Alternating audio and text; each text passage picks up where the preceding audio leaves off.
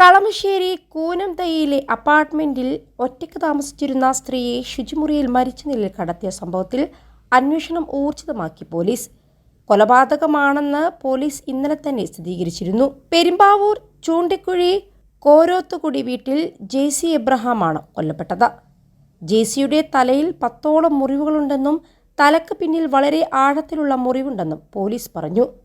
Ernakulam government medical college ആശുപത്രിയിൽ postmortem ചെയ്ത ഡോക്ടർമാരാണ് മരണം കൊലപാതകമാണെന്ന് പോലീസിനെ അറിയിച്ചത്.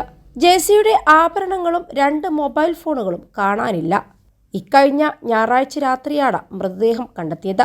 CCTV ദൃശ്യങ്ങൾ പരിശോധിച്ചപ്പോൾ ഹെൽമെറ്റ് ധരിച്ച യുവാവ് ഞായറാഴ്ച രാവിലെ 10:20 അപ്പാർട്ട്മെന്റിന് മുന്നിൽ റോഡിലൂടെ നടന്നു പോകുന്നതായി കണ്ടെത്തി. 12:50 ഇയാൾ തിരികെ പോകുന്നതും ദൃശ്യങ്ങളിൽ കാണാം. അപ്പോഴും ഇയാൾ ഹെൽമെറ്റ് ധരിച്ചിരുന്നു. ആദ്യം ധരിച്ചിരുന്ന ടീഷർട്ട് മാറ്റി മറ്റൊരു നിറത്തിലുള്ള ടീഷർട്ടാണ് തിരികെ വരുമ്പോൾ ധരിച്ചിരുന്നത്.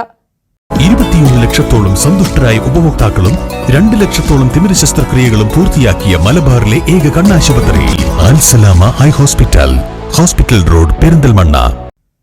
ഇയാളെ കണ്ടെത്താനുള്ള അന്വേഷണത്തിലാണ് പോലീസ്. റിയൽ എസ്റ്റേറ്റ് വ്യാപാരമടക്കം ബിസിനസ്സുകളിൽ സജീവമായിരുന്നു ജെസി. ഇവരുടെ ഇടപാടുകാരെയും ഞായറാഴ്ച പകൽ വീട്ടിൽ വന്നുപോയവരെക്കുറിച്ചും പോലീസ് അന്വേഷണം നടത്തുന്നുണ്ട്. സാമ്പത്തിക തർക്കമാണോ കൊലപാതകത്തിലേക്ക് നയിച്ചതെന്ന് സംശയിക്കുന്നതായി പോലീസ് പറഞ്ഞു. പെരുമ്പാവൂർ സ്വദേശിയാണ് ഭർത്താവ്. നിയമപരമായി പിരിഞ്ഞിട്ടില്ലെങ്കിലും ഏറെക്കാലമായി ജെസി അകന്നാണ് കഴിയുന്നത്.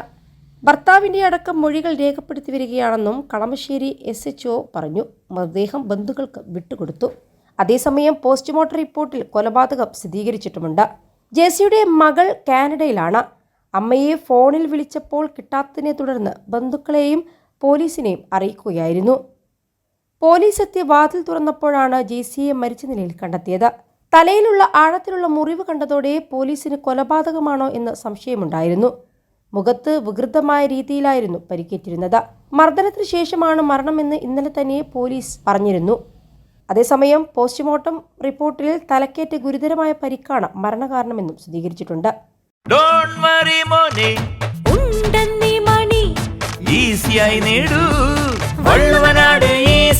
ആവശ്യം ഏതുമാകട്ടെ, പണം ഞങ്ങൾ തരും.